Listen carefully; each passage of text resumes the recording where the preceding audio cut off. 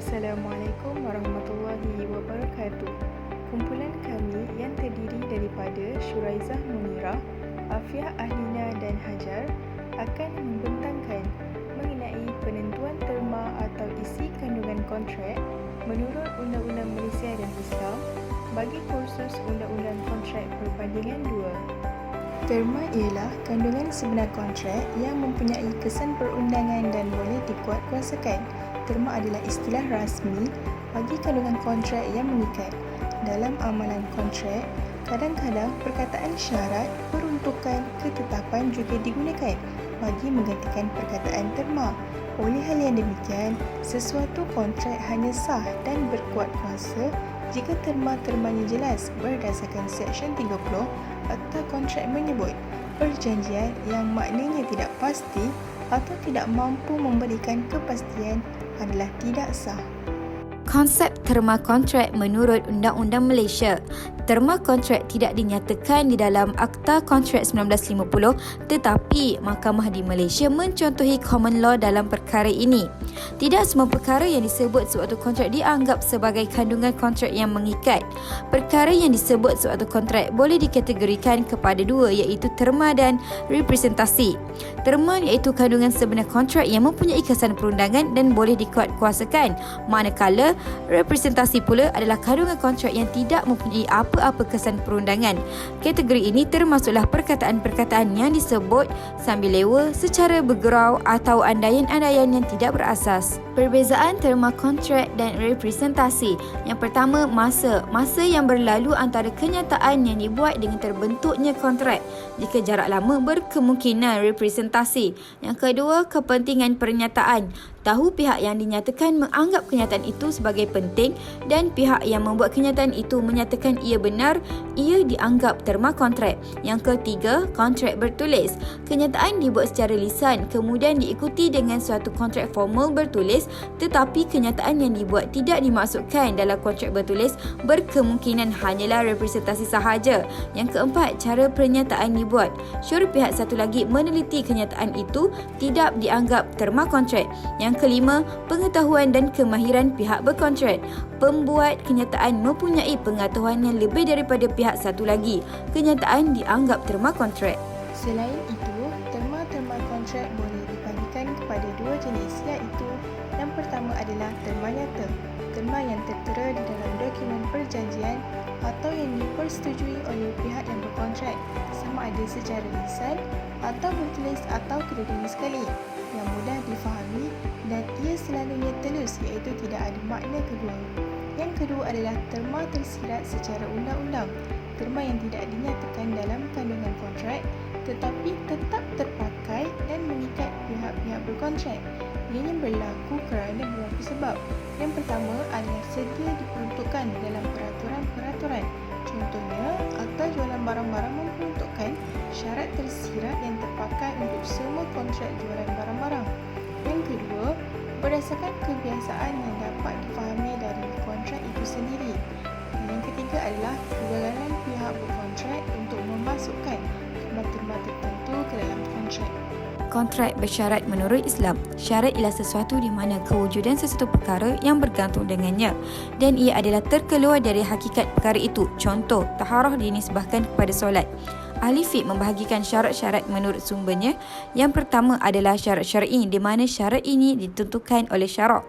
Yang kedua, syarat jali, iaitu apa yang disyaratkan oleh pihak yang berkontrak dengan kehendaknya sendiri untuk tujuan dia memperolehi maksud khusus daripada kontrak itu. Contoh lafaz yang menggunakan huruf syarat. Jika aku jadi keluar negeri, maka engkaulah yang menjadi wakilku. Maka kontrak yang digantungkan dengan syarat tidak akan terbentuk kecuali adanya syarat yang digantungkannya itu. Hanafi, Syafi'i dan Maliki menolak sekiranya syarat itu tiada dalam nas, bercanggah dengan prinsip syariat dan syarat tambahan yang tidak diperlukan dalam sesuatu akad. Seterusnya, menurut Hambali adalah harus sekiranya syarat yang tiada nas syarak yang menghalangnya. Contoh, mengharuskan penjual mensyaratkan kepada pembeli rumahnya supaya dia dapat tinggal di rumahnya yang dijual dalam tempoh 1 tahun. Namun, menurut Zahiri, syarat yang tidak disabitkan nas kepadanya adalah tidak diterima. Syarat sah ialah menepati matlamat dalam akad dan memperkukuh tujuan akad. Seterusnya, syarat fasid adalah untuk menjaga kepentingan satu pihak sahaja dalam akad tersebut. Syarat batil pula berlawanan syarat sah. Khiyar al-aib ialah di mana salah satu daripada dua pihak yang berkontrak mempunyai hak untuk membatalkan kontrak atau untuk meneruskan apabila terdapat kecacatan pada salah satu daripada dua barang pertukaran sedang pemiliknya tidak mengetahui kecacatan itu di waktu akad. Menurut pandangan Hanafi dan Hambali, kecacatan yang dirasakan cacat oleh perasaan semula jadi. Dan menurut Syafi'i pula, kecacatan yang mengurangi nilai atau merosakkan tujuan sebenar barang itu. Seterusnya, terdapat beberapa syarat untuk disabitkan khiyar. Yang pertama, adanya kecacatan sebelum dibuat kontrak atau selepas dibuat kontrak tetapi sebelum diterima barang itu. Jika kecacatan berlaku sesudah penerimaan barang ataupun berlaku ketika berada di tangan pembeli, maka khiyar tidak sah. Yang kedua, pembeli tidak mengetahui tentang adanya kecacatan semasa kontrak dibuat dan barang diterima. Jika dia mengetahui, maka tidak boleh melakukan khiyar. Yang ketiga, pemilik tidak mensyaratkan bahawa dia terlepas daripada tanggungan jika barang yang dijual itu rosak. Dan yang keempat, kecacatan itu masih kekal sebelum pembatalan. Berikut merupakan beberapa contoh aplikasi terma kontrak pada masa kini. Yang pertama, terma kontrak loan pembelian kereta.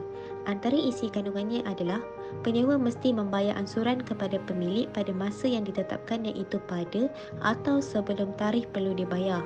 Sekiranya lewat, maka pemilik berhak mengenakan cas kelewatan bayaran. Penyewa juga bertanggungjawab ke atas sebarang kehilangan, kerosakan pada kenderaan. Penyewa perlu bertanggungjawab sepanjang tempoh penyewaan untuk memperoleh perlindungan takaful insuran. Berhak juga berlaku penarikan balik kenderaan sekiranya penyewa tidak menjelaskan bayaran baki. Rajah tersebut menunjukkan antara isi kandungan terma kontrak loan pembelian kereta. Yang kedua adalah terma kontrak aplikasi Shopee. Antara isi kandungannya ialah pihak pelanggan perlu menghantar kembali barangan yang bayaran diminta untuk dipulangkan kepada penjual pada alamat yang ditentukan oleh pihak Shopee dan selewat-lewatnya pada tarikh terakhir dari tempoh pengembalian percuma. Selain itu, permintaan untuk pulangan balik bayaran akan diluluskan sekiranya barang yang dikembalikan kepada penjual adalah dalam keadaan baru, mempunyai pembungkusan produk dan tanda harga yang asli. Berikut adalah contoh terma kontrak aplikasi Shopee. Contoh yang seterusnya adalah terma kontrak melalui aplikasi Maybank to You. Antara isi kandungannya adalah kelayakan umur untuk membuat terma syarat ini adalah seseorang yang berumur 18 tahun ke atas. Sekiranya di bawah had umur tersebut, ia perlu mendapat pantauan daripada ibu bapa. Pelanggan juga perlu menghubungkan maklumat akaun bank dengan aplikasi tersebut untuk penggunaan perkhidmatan aplikasi sepenuhnya. Selain itu, sekiranya pihak pelanggan muat turun aplikasi tersebut di telefon bimbit bukan kepunyaan sendiri, ia adalah di bawah tanggungjawab dan keizinan dari pihak pelanggan sendiri. Rajah ini menunjukkan antara isi kandungan terma kontrak aplikasi Maybank to You. Sebagai kesimpulan, walaupun terma kontrak tidak dinyatakan dalam Akta 1950, ia telah dinyatakan berdasarkan common law Inggeris. Pelaksanaan terma kontrak adalah memainkan peranan penting dalam membuat sesuatu kontrak kerana ia boleh memberi kesan yang berbeza sekiranya berlaku sebarang pelanggaran kontrak.